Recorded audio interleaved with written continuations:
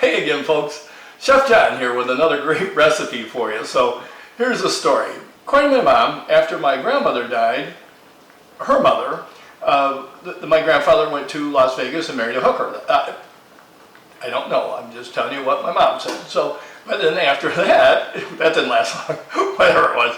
So then Grandma Bertha came into the picture, who was this adorable, like 4'9" little old Southern lady that, you know, was the only grandma I ever knew, and she was just awesome. Anyways, Grandma Bertha was cool. And one time she sent this recipe to my mom, and it was my favorite thing to eat growing up. It was absolutely the best: chicken and slickers. In the South, they call these drop dumplings slickers, and they're like long rectangular noodle dumpling thingies, but they are delicious. And after my mom died when I was 15, I didn't have the recipe. So over the years, I couldn't find anybody that knew how to make these. And finally, thanks to the internet and some connections, I've been able to put a recipe together that I've been using for 5 or 6 years, and it's awesome. So join me today and let's make some good old Southern chicken and slickers.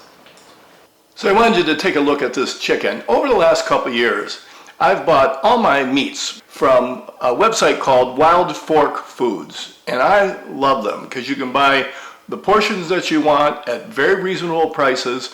Their motto is frozen is fresh, and I believe it. Now this particular chicken is a heritage breed. I just bought a bunch of them and put them in the freezer for the winter, and they are just delicious. You can really taste the difference in this heritage breed chicken. So I very much recommend wildforkfoods.com.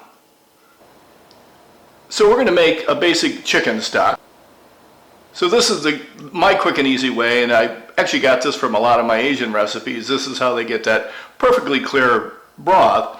I'm going to bring this to a boil. So I've simmered this for about 5 minutes. I'm going to pour the whole thing out, rinse the chicken off, clean the pot, and start all over again. So I transferred this to a Dutch oven. You could use the pot that you did the first step in.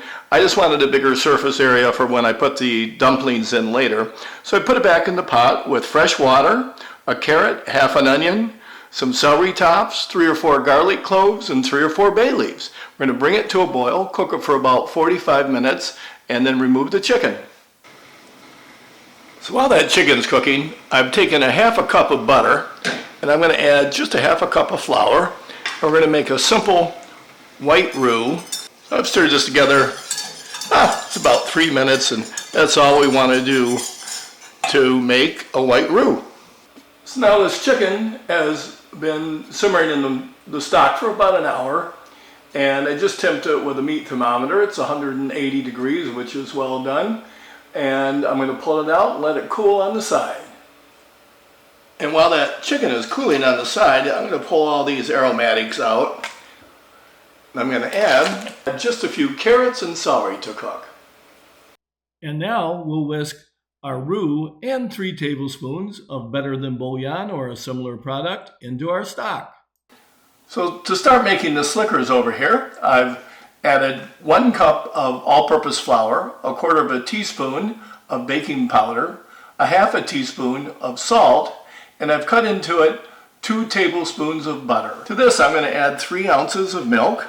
And now I've transferred that over into my mixer, and I've kneaded it for just a couple minutes to have it come together as a nice soft dough.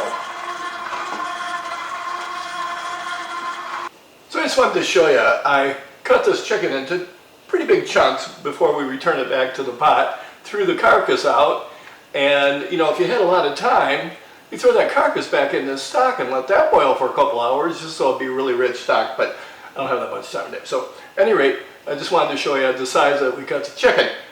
And now, a word from our sponsors.